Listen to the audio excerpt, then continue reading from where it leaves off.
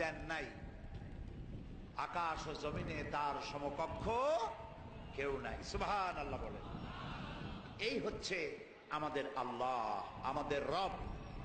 কোন কারণেই তার ইবাদতের মধ্যে কাউকে শরীক স্থাপন করা যাবে না। আমাদের দেশে কিছু আলেম, নামধারী কিছু আলেম আছেন, বোঝার উপায় নাই, দাড়ি টুপি জামা সবই আছে, আবার নামের আগে হয়তো পীর শব্দ লেখা আছে। তারা এসে এমন সব বিভ্রান্তিমূলক কথা বলেন যা কোরআনে হাদিসে কোথাও নাই। খুলনা একটি ওলামাদের শহর আমার দৃষ্টিতে, এখানে বহু ওলামা আছেন, আছেন না? খুলনা আলিয়া মাদ্রাসা, যথেষ্ট আলেম এখানে আছে, অনেক আলেমদের ডিপো খুলনা। আমি বুঝি না সেই খুলনায় এসে কোন নামধারী লোক কেউ এসে এমন কথা বলবে যা কোরআনে নাই হাদিসে নাই, আর নীরবে আলেমরা বরদাস্ত করবে, এটা তো হওয়া উচিত না। আমি শুনেছি, নির্ভরযোগ্য সূত্রে জেনেছি, যেখানে ওয়াজ করা হয়েছে এই কথা বলে যে মুহাম্মদ সাল্লাল্লাহু আলাইহি সাল্লাম স্বাভাবিকভাবে দুনিয়ায় আসেন নাই। পৃথিবীর সব মানুষ যেমন মায়ের পেট থেকে যেভাবে আসছে, মুহাম্মদ সাল্লাল্লাহু আলাইহি সাল্লাম সেভাবে আসে নাই। তার মৃত্যুও সাধারণ মানুষের মতো নয়, অর্থাৎ মৃত্যুও হয় নাই, জন্মও হয় নাই। নাউযুবিল্লাহ। তারা বলতে চান রাসূলকে অপারেশন করে জিবরাইল অথবা ফেরেশতারা কুদরতি অপারেশন করে বাইর করছে, মায়ের পেট থেকে যেভাবে দুনিয়া আসে এইভাবে রাসূল আসে নাই। নাউযুবিল্লাহ। কোন হাদিস যেটা প্রমাণিত নয়। সারা পৃথিবীর সব মানুষ এসেছে মায়ের শরীর থেকে যেভাবে, মুহাম্মদ সাল্লাল্লাহু আলাইহি সাল্লাম এর ব্যতিক্রম নয়। সুবহানাল্লাহ বলুন। কত খারাপ কথা বলেছেন তারা। তারা এই কথাও বলেন আরশে আজিমে মেরাজের রাতে নবী করিম সাল্লাল্লাহু আলাইহি সাল্লাম যখন ভয় পেয়ে গিয়েছিলেন সিদরাতুল মুনতাহায়, তখন বড় পীর সাহেব নাকি ডেকে বলেছেন, ভয় পাইয়েন না, আমি আপনার সাথে আছি। আস্তাগফিরুল্লাহ। বড় করে বলেন আস্তাগফিরুল্লাহ। গারে সওরে যখন সওর গুহার মধ্যে মুহাম্মদ সাল্লাল্লাহু আলাইহি সাল্লাম আর তার সাথে মাত্র একজন ছিলেন, বলেন নাম কি? রাদিয়াল্লাহু তাআলা। যখন তিনি ভয় পেয়েছিলেন, ভীত সন্ত্রস্ত হয়ে পড়েছিলেন, কে ভয় পাইছিলেন? রাসূল না আবু বকর? আবু বকর রাদিয়াল্লাহু তাআলা ভয় পেয়েছিলেন। সেখানে সান্ত্বনা দিলেন কে? ইয ক্বালা লিসাহিবিহি লা তাহজান ইন্নাল্লাহা মা'ানা। স্মরণ করে সেই সময়ের কথা যখন মুহাম্মদ সাল্লাল্লাহু আলাইহি সাল্লাম তার সাথীকে বললেন, ও আমার সাথী, লা তাহজান, ভয় পেও না, ইন্নাল্লাহা মা'ানা, আল্লাহ আমাদের সাথে আছে। সুবহানাল্লাহ। আবু বকর রাদিয়াল্লাহু তাআলা ভয় পাইলেন, সান্ত্বনা দিলেন রাসূল। আর মেরাজে গিয়ে রাসূল ভয় পাইছে, সান্ত্বনা দিয়েছেন বড় পীর আব্দুল কাদের জিলানী। তাহলে তো বোঝা যায় যে হযরতে আব্দুল কাদের জিলানী রাহমাতুল্লাহ আলাইহি আবু বকর রাদিয়াল্লাহু তাআলা আনহুর চাইতেও পাওয়ারফুল। একজন প্রশ্ন করেছিলেন হযরত বড় পীর সাহেবকে, হুজুর আপনি তো আওলাদে রাসূল, অনেক বড় আলেম এবং বড় পীর, আপনার মর্যাদা কি সাহাবীদের সমান? তিনি জবাবে বলেছিলেন, এই ধরনের বেয়াদবিপূর্ণ কথা আর কোনোদিন আমার সামনে উচ্চারণ করবে না। রাসূল করিম সাল্লাল্লাহু আলাইহি ওয়াসাল্লামের সাহাবীরা যখন জিহাদের ময়দানে যেতেন, ঘোড়ার পৃষ্ঠে সওয়ার হয়ে ঊর্ধ্বশ্বাসে ঘোড়া ছুটছে, সেই ঘোড়ার নাকের ভিতরে যখন ধুলাবালি ঢুকতো, আমি আব্দুল কাদের জিলানী, সাহাবী তো দূরের কথা, সাহাবীদের যে ঘোড়ার উপরে যুদ্ধ করত সেই ঘোড়ার নাকের ধুলাবালির সমান নয়। সুতরাং এই জাতীয় কথা যারা ওয়াজ করেন তারা বেয়াদব।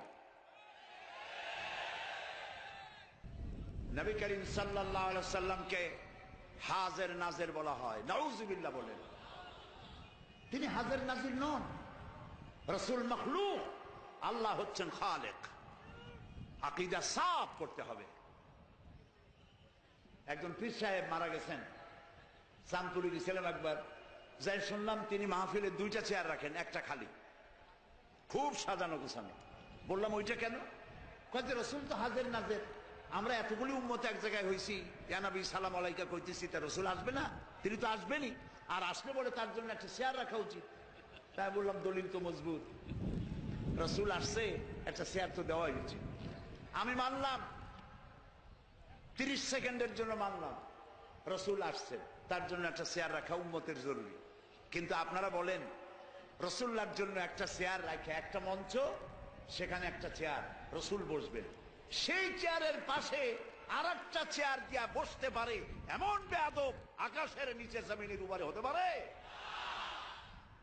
সুতরাং এ দিয়ে রসুলের ইজ্জত বাড়ানো হয়নি, তাওহীন করা হয়েছে।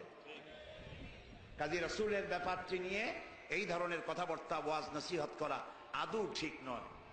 তারপর রসুল নূরের তৈরি, না মাটির তৈরি? আচ্ছা ভাই, আপনার পরীক্ষা তো আসবে সিলেবাসের মধ্য দিয়া, আমার কথা বুঝতেছেন? পরীক্ষা আসবে কিসের মধ্যে দিয়া? আপনি সিলেবাস পড়েন নাই, সিলেবাসের বাইরে পড়ছেন, জন্মের পড়া। পরীক্ষা পাস করবেন, ফার্স্ট ডিভিশনে ফেল করবেন। কিয়ামতের দিন আল্লাহ রাব্বুল আলামিন, বিশ্বাস করুন আমার সামনে কোরআন, কিয়ামতের দিন আল্লাহ রাব্বুল আলামিন তার কোন বান্দাকে প্রশ্ন করবেন না রসুল নূরের ছিল না মাটির ছিল, এ ব্যাপারে তোমার আকীদা কি?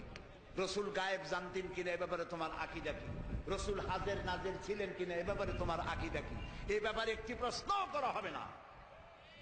যেই ব্যাপারে প্রশ্ন নাই সেই ব্যাপারে আজে বাজে বক্তব্য দিয়ে আপনারা রসুলের মোহব্বত দেখান, কিন্তু রসুলকে যখন গাইল দেয় আপনারা তখন থাকেন কই?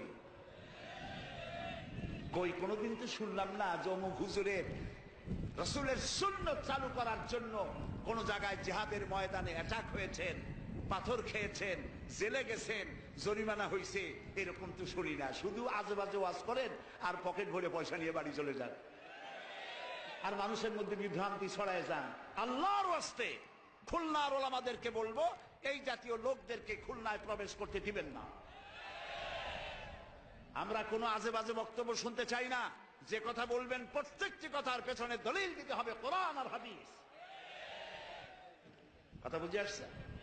সুতরাং আকীদা সাফ করতে হবে, কারণ আল্লাহ রাব্বুল আলামিন বলেন, وَقَدِمْنَا إِلَى مَا عَمِلُوا مِنْ عَمَلٍ فَجَعَلْنَاهُ هَبَاءً مَنْثُورًا।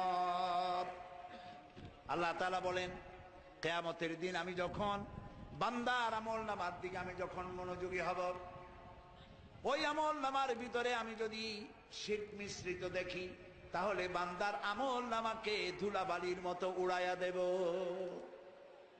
ধুলি কণার মতো আমলনামাকে উড়িয়ে দেওয়া হবে। আমি দৃষ্টান্ত দিতে গিয়ে বলি, 10 কোটি 5 কোটি টাকা বা 100 কোটি টাকা খরচ করে বিশাল একটা বিল্ডিং তৈরি করেছেন। এই বিল্ডিংটা ধ্বংস করার জন্য একটা টাইম বোম যথেষ্ট, ঠিক কিনা? একটা টাইম বোম রেখে দিলেন, দূরের থেকে রিমোট কন্ট্রোলের বাটন টিপলেন, বোমাটা বিস্ফোরিত হলো। 100 কোটি টাকার খরচ করা বিশাল বিল্ডিং মুহূর্তের ভিতরে ধূলিকণায় পরিণত হয়ে যায়। এটা বোঝা কি কঠিন না সহজ? আমলনামার ভেতরে যদি শিরক মিশ্রিত থাকে, তাহলে আল্লাহ রাব্বুল আলামিন বলছেন কিয়ামতের দিন আমলনামাকে, শিরক মিশ্রিত আমলনামা ধুলি কণার মতো উড়ায় দেব, দাম নাই, সমস্ত আমলগুলি নষ্ট হয়ে যাবে। প্রিয় ভাই সব, সেই জন্য ইন্না শিরকা লাযুলমুন আযীম, শিরক হচ্ছে মস্ত বড় জুলম, অত্যাচার। এই জুলম থেকে আল্লাহ তাআলা আমাদেরকে হেফাজত করুন, আমরা যেন শিরক মুক্ত জীবন যাপন করতে পারি। আল্লাহ যেন তৌফিক আমাদের দেন। আমরা বলি আমিন, সবাই বলেন আমিন। শিরক হচ্ছে অংশীদারিত্ব, বলা যায় পার্টনার।